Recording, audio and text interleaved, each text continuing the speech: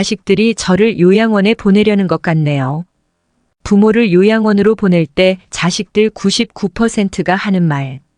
우리 50세대들은 안다. 언젠가는 아니 그리 오래지 않아 지금보다 많은 것을 내려놓아야 할 때가 온다는 것을 안다. 머지않아 지팡이와 휠체어, 유모차 같이 생긴 노인 보행기 없이는 다닐 수 없을 때가 올 수도 있다는 것을 말이다. 나이는 숫자에 불과하다고 힘주어 말해보지만 몸과 마음은 어제와 점점 달라지고 있다는 것을 부인할 수 없다. 때가 되면 식물들은 꽃과 잎을 떨굴 준비를 한다. 꽃은 세상을 아름답고 향기롭게 꾸미고 벌과 나비에게 꿀을 주고 다음 세대의 번식을 위해 열매를 맺은 후에는 떨구어 대지를 향한다. 잎도 줄기의 작용인지 아니면 잎이 알아서 떨어지는 것인지는 알 수 없으나 가을이 되면 낙엽이 된다.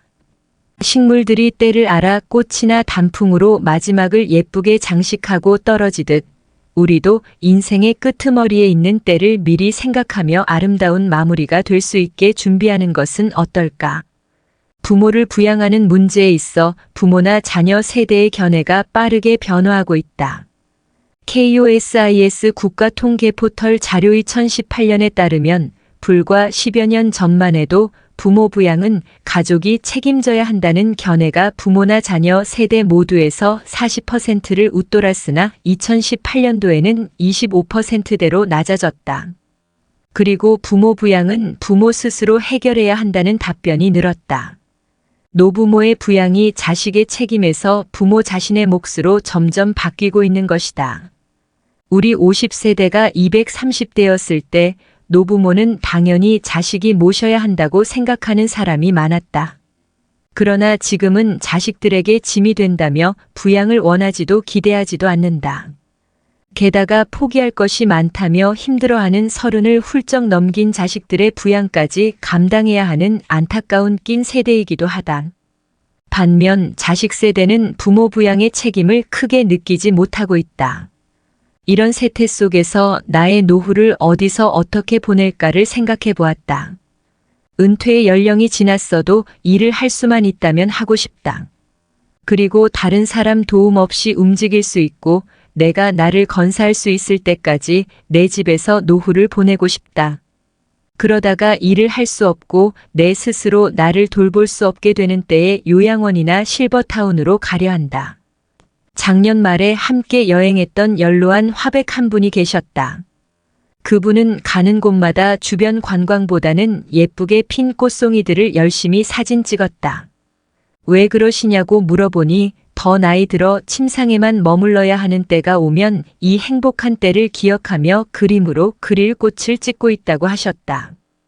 이분을 보고 요양원 생활을 생각하게 되었고 생애 종착역이 가까울 때에 머무를 그곳에서 무엇을 하며 지내면 좋을까를 생각해 보았다. 완벽한 부모, 완벽한 자식. 나는 내 부모에게 어떤 자식이었고 내 자식에게 나는 어떤 부모인가. 세상에는 완전한 부모도 완전한 자식도 없는 것 같다. 그런 부모와 자식을 만날 수 없고 나 또한 완벽한 자식과 부모가 될 수도 없다. 불완전한 인간인 부모를 향해 불만을 갖고 원망하기 시작하면 끝이 없다.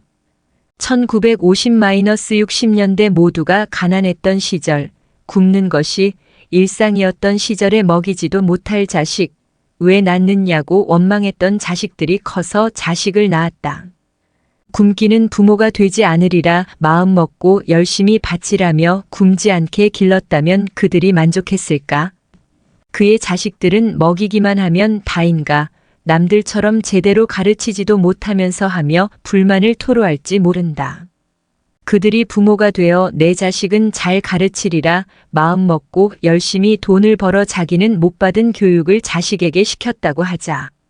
그러나 그들은 공부하라는 소리만 했지 언제 우리와 함께 했느냐고 말할지도 모른다. 요즘 아이를 기르는 젊은 부부들 중에는 부모가 공부하라는 강요만 했지 위로와 공감을 받은 경험이 없었기에 자신들도 자식 교육을 어떻게 해야 할지 몰라 너무 힘들다며 부모를 탓하는 경우를 보았다. 부모가 되고 나이가 들다 보면 어린 시절에 부모에게 불효했던 것을 뒤늦게 깨닫고 마음 아파한다. 나도 그러했기에 자식이 나를 서운하게 하는 일이 있다 해도 이해하려 한다. 아쉬움과 후회 속에서 살아가는 것이 인생이니까. 남극에는 극도의 추위 속에 회색머리 엘버트로스라는 새가 산다. 단 한 마리를 낳아 거친 바람 속에서 새끼를 품어 기른다.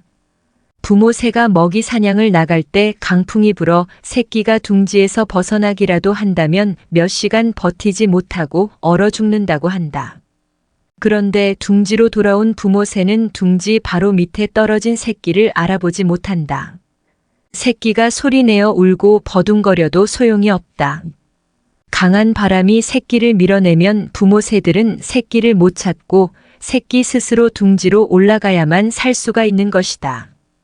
엘버트로스는 시각과 소리, 냄새로는 새끼를 구별하지 못하고 새끼가 둥지 안에 있어야만 자신의 새끼로 인지하기 때문이란다. 사진 출처 KBS 다큐 7개의 대륙, 하나의 행성 남극편. 부모는 자기 자식에게 최고의 것을 주고 싶고 이를 위해 최선을 다한다. 하지만 부모 엘버트로스가 둥지에서 떨어진 새끼를 올리고 싶어도 안 보이고 듣지 못해 새끼를 도울 수 없듯 부모는 자식에게 모든 걸 해주고 싶어도 몰라서 능력이 없어서 그리 태어났기 때문에 할 수 없는 경우가 너무 많다. 자식도 마찬가지일 것이다. 자식은 부모가 내게 해준 게 무엇인가 묻지 말고 부모는 너 같은 자식 낳아봐라 하지 말자.